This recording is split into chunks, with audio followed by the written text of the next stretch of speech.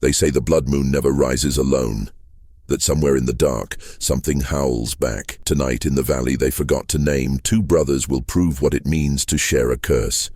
When one changes, the other bleeds. And when the moon chooses between them, only one will live to remember the sound. You're watching whispering narratives where horror isn't told, it's confessed. If you're still here when the bell tolls 3 times, you're part of the pact now.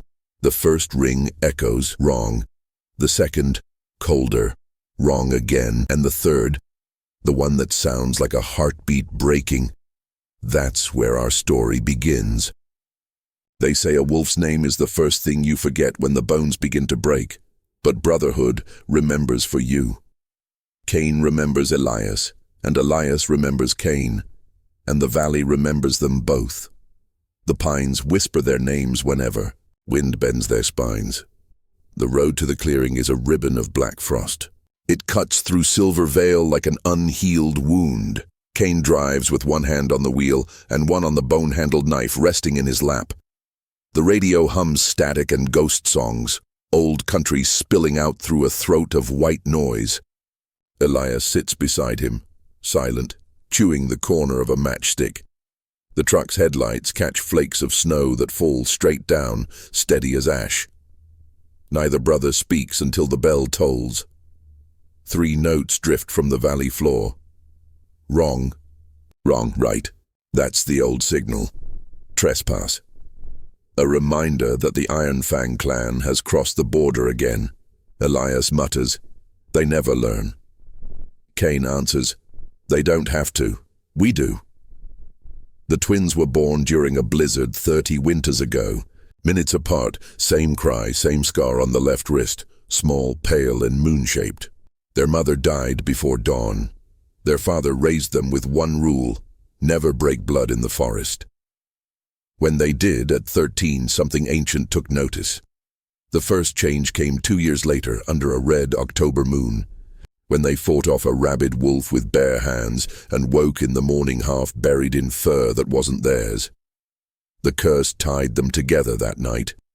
The villagers called it the twin bind. If one bled, both bled. If one shifted, both followed. Doctors couldn't explain it.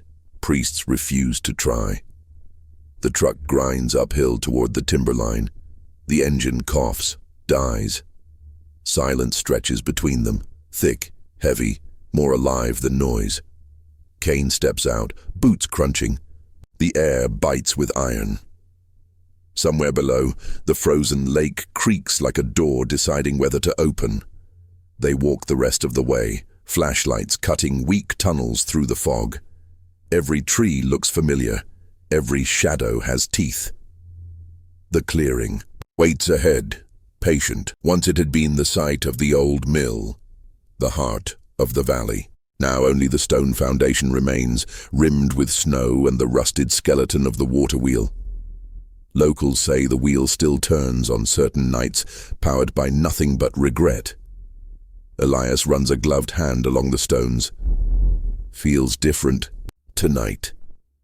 Everything feels different when the moon's full, Cain says. Not like that.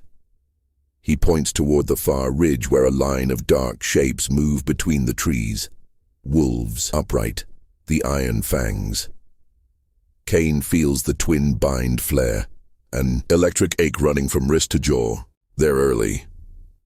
Elias shrugs, cracks his neck. Maybe they heard the bell before we did. He means Cain Vale, the Iron Fang Alpha, a man born human who decided it was an insult. He killed his first pack to prove he could live without mercy. The last time Cain saw him, Garen's jaw was split open by a silver bullet that refused to heal. The brothers dropped their packs, checking weapons.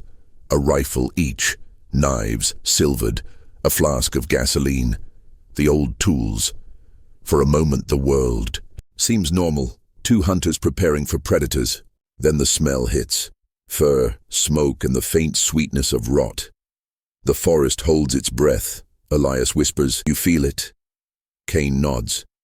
The pull. That's how it starts every cycle, the invisible thread between them tightening until the beat of one heart trips over the other. They can't stop it. They can only choose where it happens. The first Iron Fang breaks cover, a lean shadow, eyes bright as coals. Cain fires once. The wolf drops. The recoil shivers through him and into Elias, who grunts as if the bullet had punched him too. Pain shared. Curse confirmed. More shadows pour from the ridge. Elias grabs the gasoline flask, hurls it, and Cain shoots. Fire blossoms orange, licking across the snow. Wolves scream. The brothers back away, staying shoulder to shoulder. For a moment the world is all flame and noise. Then a deeper roar cuts through, the sound of Cain Vale entering the clearing. He is bigger than Cain remembers. Half human, half something carved from iron. His fur is streaked silver. His grin holds too many teeth. "Well," Cain says, voice rumbling like gravel in a drum. "The famous twin howls." Elias raises his rifle. "We're not famous, just stubborn." Cain laughs. "That's close enough." He moves faster than sound. The rifles scatter into the dark. Cain barely rolls aside before claws rake sparks from the stones. Elias charges, knife flashing. Cain catches his wrist, twists, throws him 10 feet. The twin bind screams through Cain's body, pain mirrored, bones singing. Cain slashes with the bone dagger, cutting a pale line across Cain's chest. Steam bursts out, the alpha snarls. Snow trembles. The old mill wheel shudders once, then begins to turn. The moon leans down, enormous, blood-rimmed. It happens fast. Bones shift, skin stretches, and the brothers stop pretending they're men. They become what the valley made them. Muscle, fang, heartbeat, hunger. Two shapes, mirror bright, rising out of the firelight. The iron fangs fall back, instinct screaming that prophecy has teeth. But Cain doesn't stop. He charges again, claws meeting claws, the sound a hymn of violence. Cain and Elias move together, a single organism split into two bodies. Every strike, every wound shared. Pain as language, fury as prayer. The snow turns black with steam. Cain grabs Elias by the throat, lifts him, slams him against the old millstones. Cain feels his own wind leave him, collapses gasping. The alpha leans close, breath hot and foul. "How many times have you tried to break it? You can't kill what the moon loves." Elias claws Cain's jaw open to the hinge. Blood sprays. The alpha reels back, laughing even as he bleeds.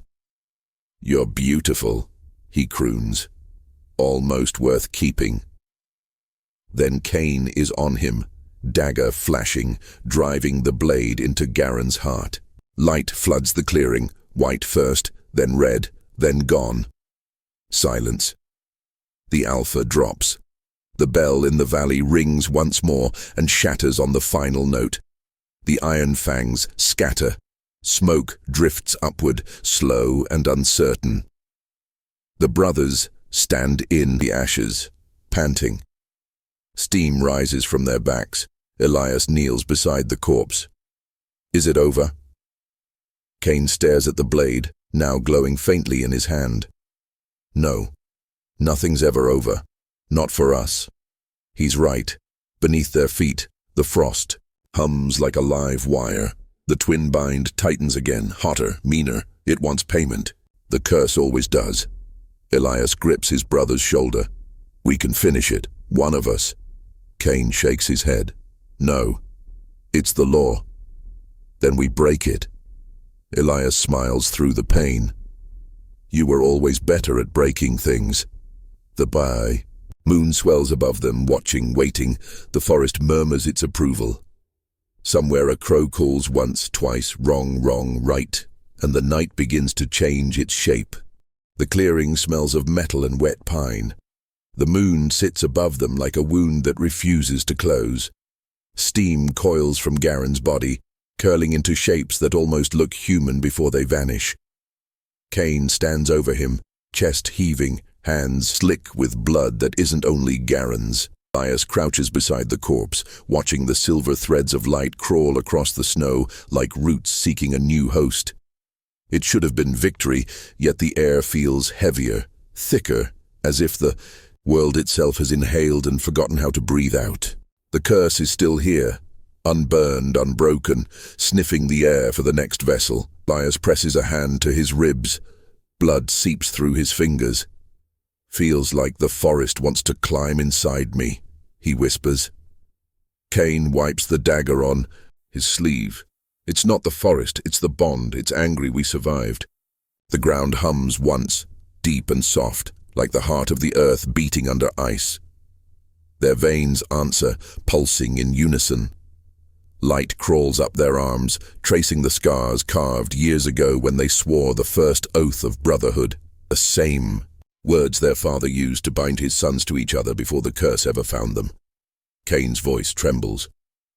It's trying to choose. Elias laughs weakly. It already has. Snow drifts through the air, flakes bright as ash. The fire around them gutters out. Moonlight sharpens until the world bleaches white. The twin bind isn't fading, it's feeding, pulling them closer, asking for resolution. One heart must stop so the other can beat alone. That's the law written into the marrow of the first werewolves, the rule no one ever escaped. Elias takes the dagger from Cain's hand, turning it so the runes catch the light. He looks at his reflection in the blade, and Cain's reflection stares back, mouth forming the same unspoken word. Brother. Elias lowers the blade between them. We end it tonight. Cain shakes his head. I won't kill you. Then I'll do it myself, and you'll carry it anyway. The snow hisses as tears hit it, warm enough to steam. For a heartbeat, everything is still. Then the wind rises, lifting their hair, scattering embers. The forest itself leans in to listen. Elias lifts the dagger, hand steady though his body shakes. He presses the blade against his own chest. Cain grabs his wrist. No. We break the law, remember? Elias smiles, eyes gone soft and bright. Some laws break back. The brothers struggle, not with hate but desperation. Their boots carve spirals into the snow, each shove mirrored, each gasp shared. The curse dances between them, delighted. Elias twists free and drives the blade inward. Light flares, a blinding white that hums like 1,000 heartbeats. Cain falls with him, catching his brother before he hits the ground. The brand on Cain's palm burns hotter than the sun. The dagger melts into liquid silver, flowing into the wound, sealing it shut. The light fades. Elias lies motionless, his breath a thin thread that snaps as Cain watches. For a long time there is only the sound of snow settling. Then Cain exhales, one slow, shuddering breath, and the frost beneath his knees blooms with silver veins. The twin bind collapses inward, then expands. The line between their souls doesn't vanish, it folds, turning one inside the other. Cain feels his brother's pulse beat once more, not beneath his hands but inside his own ribs. When he lifts his head, the moon has turned pale again, as if nothing happened. He carries Elias to the edge of the clearing where the ground softens into moss. There he digs with bare hands until the dirt gives way. No words, no prayers, only the rhythm of breath and the crunch of earth. He lays his brother down and presses the soil closed. When it's done, he sits back on his heels, listening. A whisper moves through the trees, soft, almost kind. It sounds like Elias laughing at one of his own bad jokes. Cain closes his eyes. You don't get to haunt me, he says. But when he opens them, the air before him is shimmering, bending the way heat does over asphalt. Elias stands there, translucent, more moonlight than flesh. He's young again, maybe 20 before the scars, before the curse made them weapons. His eyes are the same, though, the color of wolves at dawn. Cain whispers, "You're dead." Elias answers, "We both are." The ghost kneels beside him. "The pact isn't over, Cain. You finished my half. Now finish yours." "What does that mean?" End it where it began, at the bell tower. The ghost reaches out a hand. Cain's skin prickles as it passes through his shoulder. He looks down to see the brand on his palm glowing again, silver veins creeping up his arm. When he looks back up, Elias is gone. The wind carries only one word: remember. He starts walking. The path down from the clearing winds through the pines, past the frozen stream, past the old fence line where they carved their initials as boys. He traces the grooves with one finger, snow filling the cuts. Back then, they believed brotherhood was armor. Now he knows it was invitation. Halfway down the ridge, the clouds part. The moon slides west, bleeding pale light over the valley. Cain's shadow stretches long across the snow. A second shadow walks beside it, faint and slightly delayed. He doesn't look to see if it has a face. At the valley floor, the chapel bell tower waits, cracked and leaning. The cross at its peak is gone, struck by lightning years ago. The bell itself still hangs, split from lip to crown.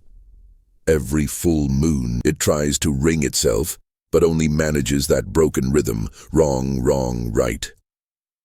Cain pushes through the chapel doors. The air inside tastes of dust and forgotten hymns.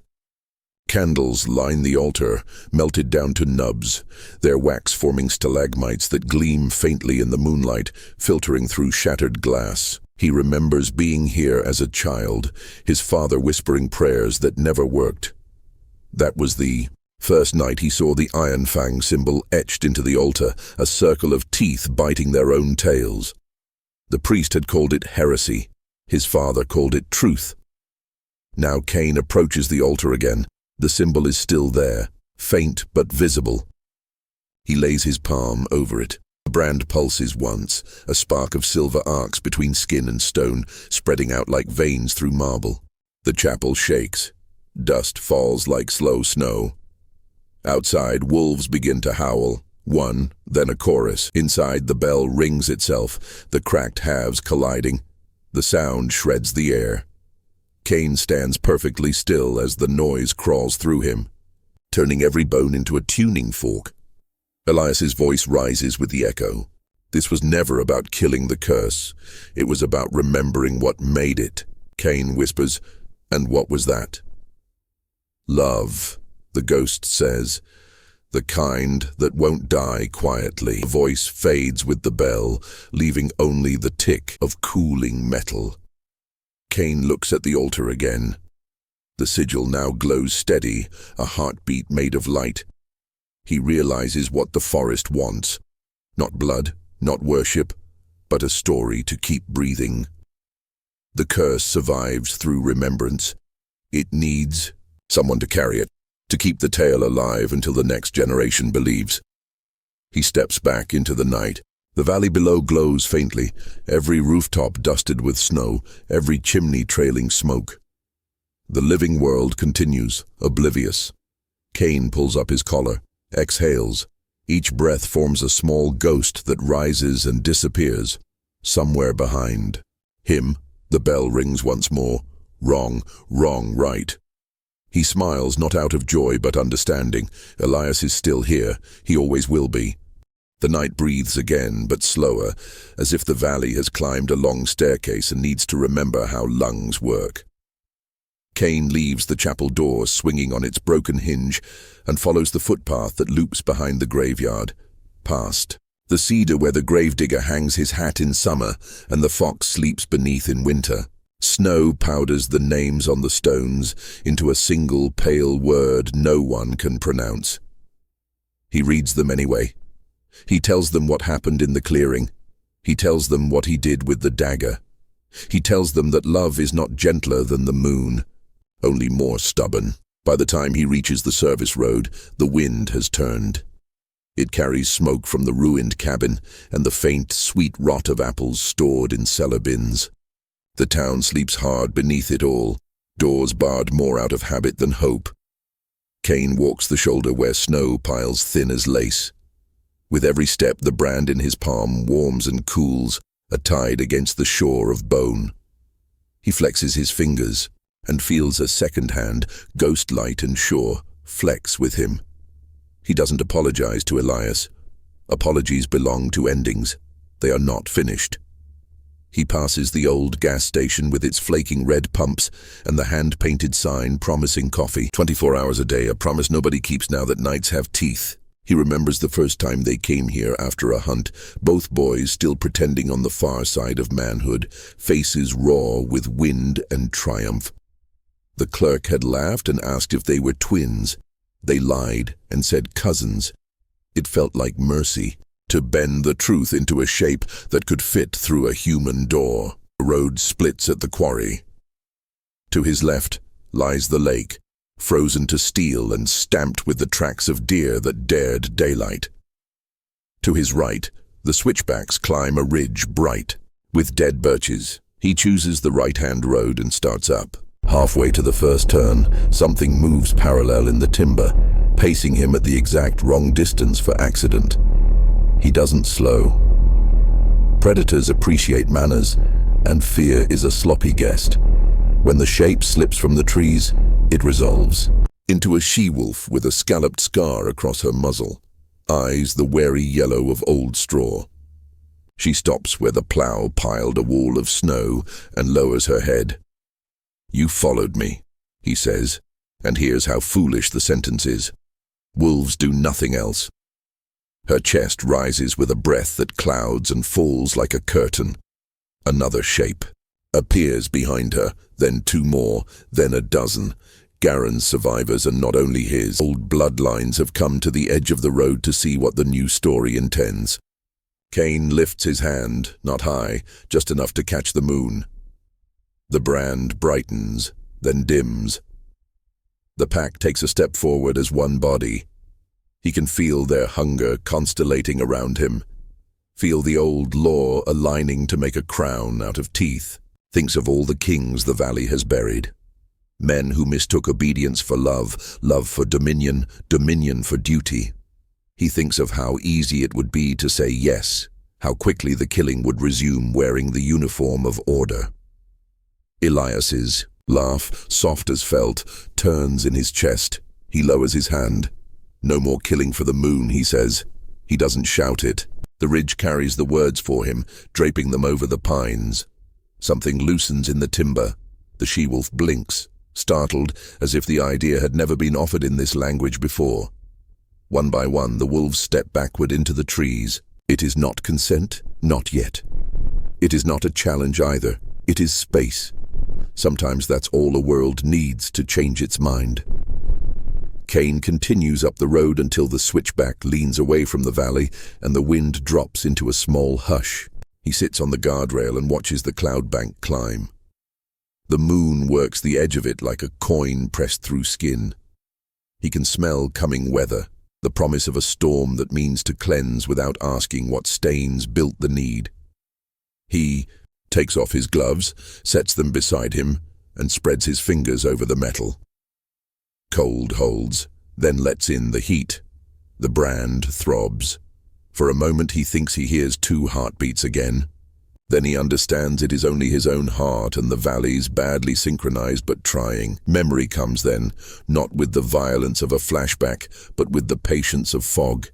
He is 10, the river is not yet frozen, and their father has taken them to the ford, where the bottom shelves smoothly and fish hold in a shadow seam. The old man has a chipped enamel mug of coffee and the kind of quiet one earns by surviving his disappointments. He tells them the story they will keep carrying into every threshold after this one. Once, long before there was a town, there were two brothers who argued about how to keep a promise to a dying mother.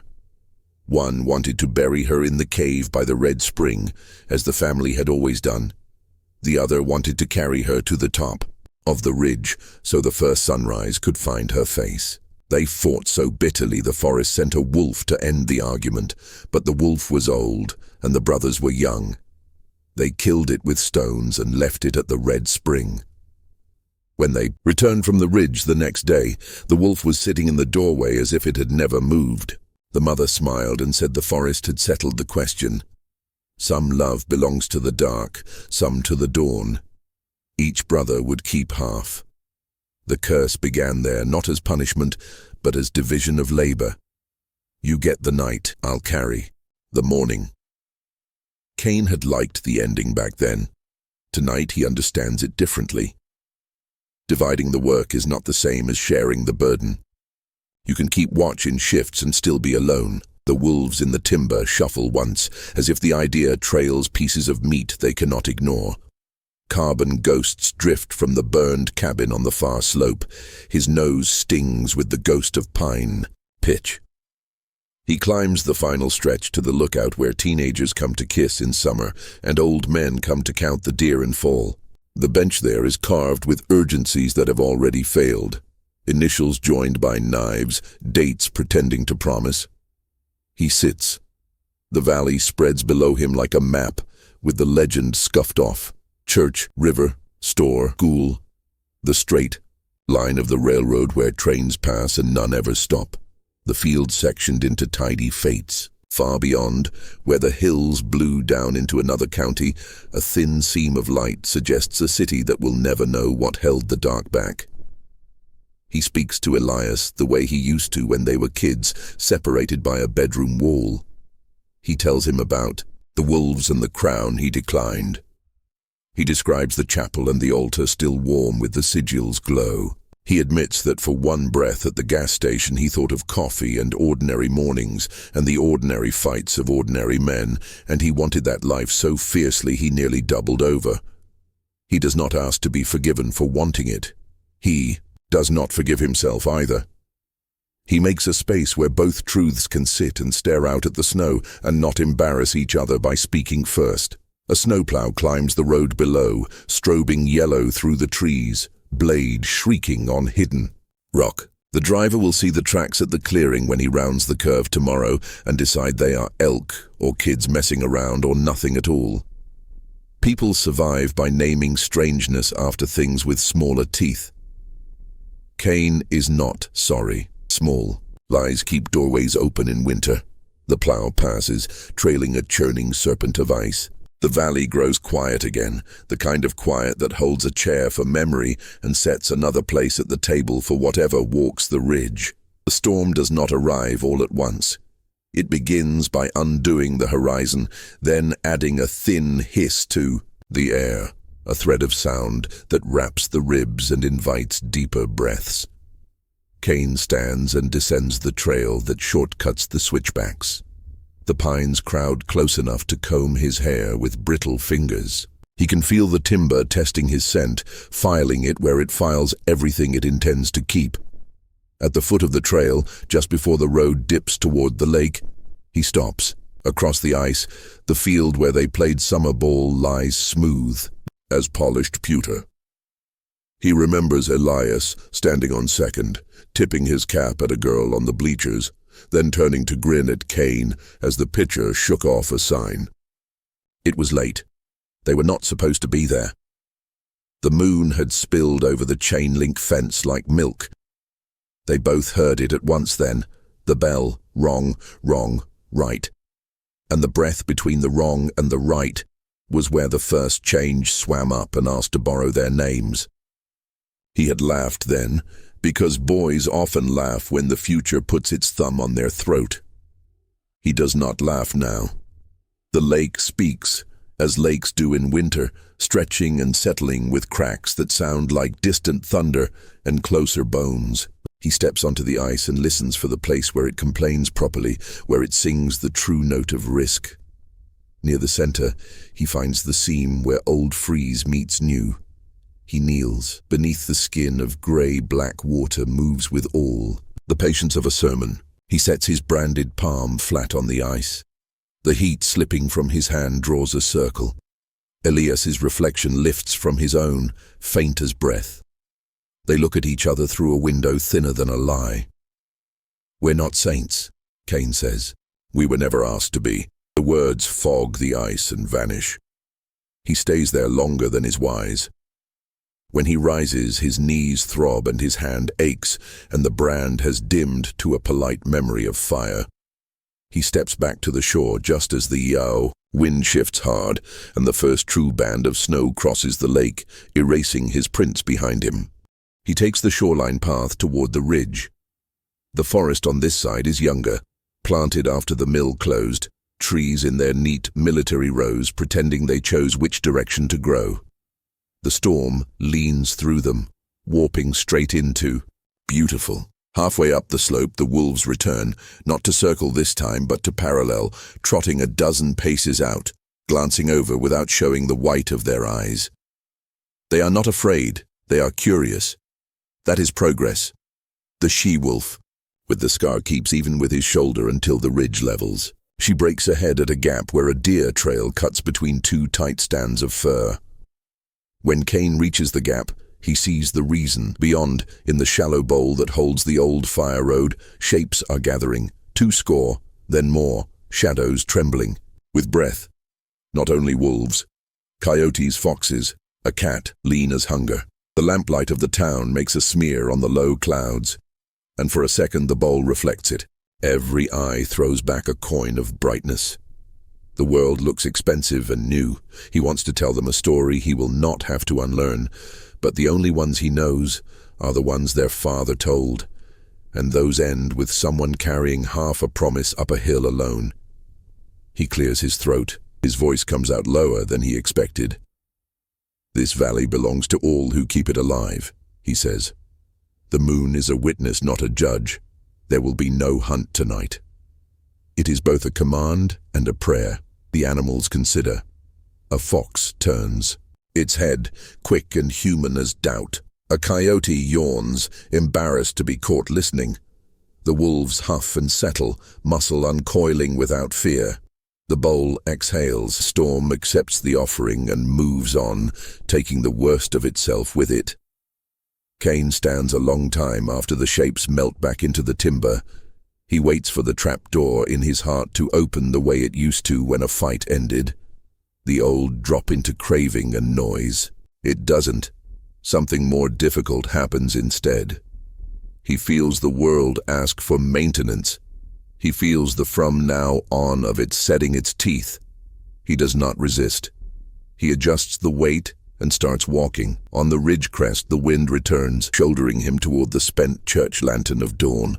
The cloud bank thins to gauze. The moon fades to a fingerprint. He can see the clearing from here, the round of it, black as a blown pupil, the old stones of the mill biting through snow like teeth from a swallowed jaw. He thinks of going back, of smoothing the disturbed places and leaving offerings in the shape of apology. He knows better. The future hates tidy rooms. The living need to see where the old stories broke, so they will know where not to step. He takes the deer track that angles down toward the bell tower, his boots finding rungs in the weathered roots. The wind drops to a breath, then less. He can hear the sound of a town waking, pipes knocking, a dog protesting its leash, a pickup starting in a cough that becomes confidence. He smiles, and the smile hurts just enough to remind him he is still built to break. That is not tragedy, it is design. At the last turn, the tower appears between two firs like a shipwreck lifted by tide. The split bell hangs quiet, frost cording, the crack. He puts his hand on the cold stone of the entry and stands there until the shiver passes.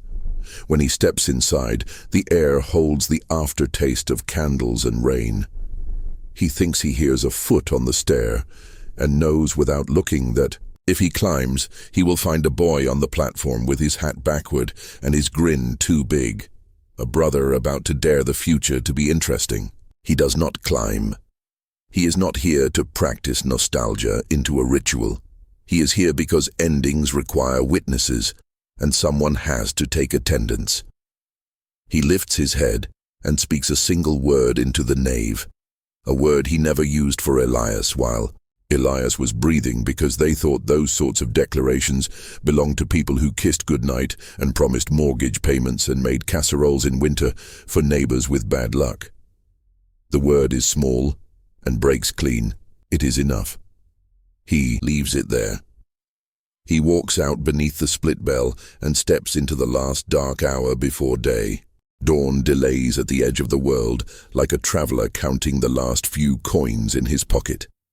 The sky chalks itself pale by degrees, and the woods trade one shade of darkness for another, until even the blackest trunks admit a seam of grey.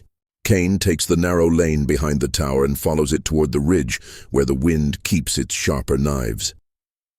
The snow has drifted knee-high in the dips and scoured to ice on the humps. It slows him and steadies him at once. He lets it. Not every distance deserves to be conquered quickly. He feels Elias beside him, the way you feel a familiar melody before you remember its name. Pressure where the ribs meet, warmth at the base of the throat, a second step laid lightly inside the first. He does not speak into the air anymore. He speaks to himself, because that is what the pact has become. A single body practicing plural verbs until the grammar stops hurting. You and I, we and I, brother and breath. He repeats them all until each pronoun softens, then disappears. The first rise the town spreads below like an unfurled hand. 5 fingers of road, palm of rooftops, lines of lifelines scratched into the hills where fences and stone walls mark off faith from winter. 2 trucks crawl along the river road, their plows throwing silver fans that flash like fish. The bakery's chimney smokes. The school lights bloom warm squares one by one, hives waking to the day. Cain imagines doors opening and shoulders meeting cold and coffee poured into travel cups. He imagines jokes told twice because the first time the mouth was too numb to make them land. None of these lives know he has spent the night talking a storm out of its worst ideas. It is better that way. Safety should always arrive disguised as routine. He climbs through the last stand of spruce and arrives at the overlook where he and Elias used to count deer trails by the faint pencil lines they draw in hoarfrost. Today the frost is perfect. Dozens of white threads cross and recross the bowl below, each proof that a living thing chose this path over that one and found the morning anyway. He sits on the bench whose carvings he read in the night and runs a thumb over one pair of initials, the way you would touch the names of the dead if you believed your hands could warm the stone. The brand in his palm glows under the glove and dims again, like a lighthouse certain of its coastline. He thinks of Cain Vale and the simple arithmetic of his hunger. He thinks of their father and the long, stubborn mathematics of love. He thinks of Elias, who learned early that laughter bends the blade just enough to swing it through the next hour without breaking. A wind comes across the ridge with a pocket of warmth hidden inside it. Somewhere, the sun has found a mirror.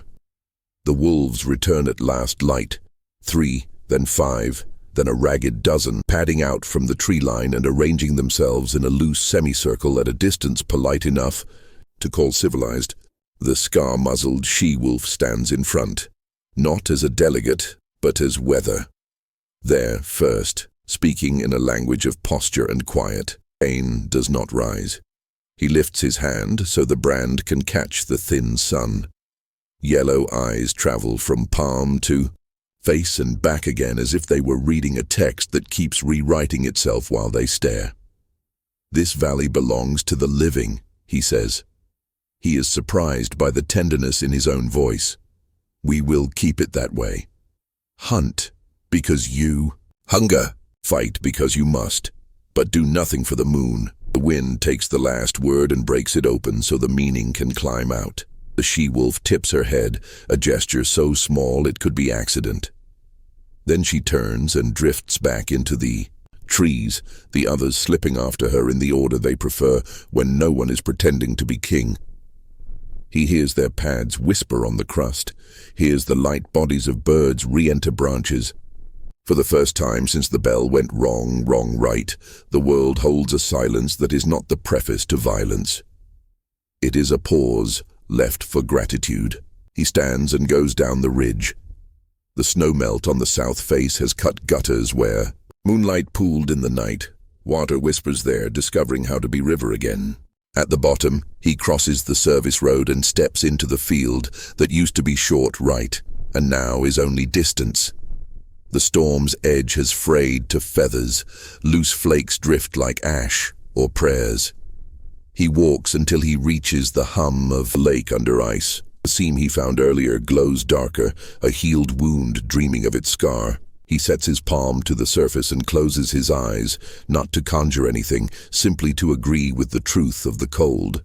When he lifts his hand, the print remains a white oval, the shape a child makes when asked to draw a miracle. The path to the clearing waits beyond the far shore, a hallway cut through fir and hemlock.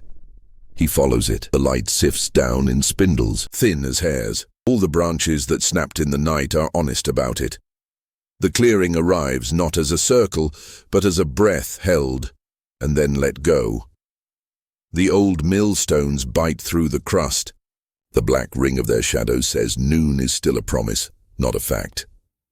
He stands where the fight began, where it ended, where it didn't end at all. He asks nothing of the place. He gives it the only gift he has left. Attention that does, not itch for a lesson. There is a mound at the edge of the moss where the thaw will come first. He kneels there and presses his glove into the snow until it is wet through. Rest, he says, and the word falls into the ground the way a coin falls into a font. Small sound, big meaning. He is not sorry for the choice. He is sorry for the size of the asking that led to it. He lets both sorrows sit without ranking them. When he stands, he leaves the imprint of his knee and does not smooth it away. Let the wind remember what kept him here. The sky brightens to the precise metal of new day. A crow lands on a branch and studies him with the judgment only carrion clergy can afford. Cain nods once. The crow answers by pretending it was going, to fly somewhere all along. He smiles despite himself and tastes the iron of the long night fade from his tongue. By the time he reaches the road again, men have begun to work. A crew with orange vests chip the ice from the rail bridge. A woman with a red shovel clears the stoop of the store with the coffee sign and bangs her shovel edge twice against the step to set the rhythm. In the frame shop window, a half-finished oil of the ridge shows summer pine, which is a kind lie to tell in January. A dog lifts one paw and holds it like a question. Cain squats, warms the paw between his hands, and sends the animal home with a rub that promises strength no one can deliver. The brand hums for a breath and is still. Near the chapel he stops. The bell stands black and split in the frost, a tooth broken on the truth. He steps inside and smells wax and damp stone and the faintest cinnamon from last year's Saint Day bread. He does not go to the altar. He does not kneel. He stands under the tower's mouth and looks straight up to the hatch where morning is collecting like water in a bowl. He speaks then, not to God or the forest or the law, but to the people who will cross this threshold later with whatever troubles they can carry without spilling. He tells them a short story, that the valley was afraid last night, and then it wasn't, that the fear will return and the courage will meet it, that both are only visitors and neither gets to stay, and that if they hear two voices in the pines they should not run. If anyone asks him later why he said it, he will tell them he was talking to the building because it needed furniture.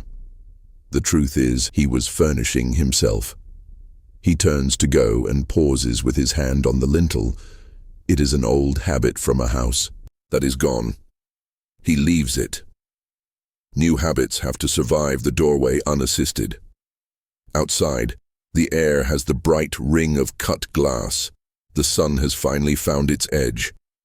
He walks down to the river, where a thin wheel of open water spins lazy under the ice and leans over it. His reflection arrives shy and a half-beat late. Elias's arrives with it, smiling like a man who knows the punchline and will wait all day to deliver it. "You see it?" Cain asks. The reflection nods. That is enough. The last of the night loosens from the branches like a sigh.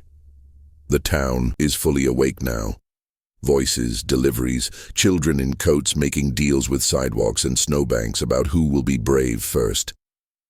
He could go home, but that word is a coat that doesn't fit yet. It needs to be broken in by weather and use. He will wear it anyway. He takes the river path toward the mouth of the valley, where the hills part their jaws, just enough to let the highway taste the country. On the culvert, someone has painted a white circle with a line through it. A symbol that means different things to different eyes. He is not interested in correcting anyone. Symbols have their own muscle memory. They will learn to carry what is placed on them. He skips a flat stone across the open water, and when it sinks it, does not protest. At the last bend before the world levels, he stops and turns back to the woods. He fills his lungs in halves, patience then purpose, and lets the sound rise. The howl begins in the basement voice of grief and climbs a staircase lit by every kind hand that ever steadied it. It crosses pitch into gratitude and holds there. The pines catch it, repeat it, make a rope of it long enough to throw around the ridge and pull the day closer. From somewhere high and left, the second voice joins, higher, wild and precise. Harmony found the way. Two boys once found a path through dark brush by clicking tongue and answering. The valley listens. The houses pause. Even the river, which respects very little, tilts an ear.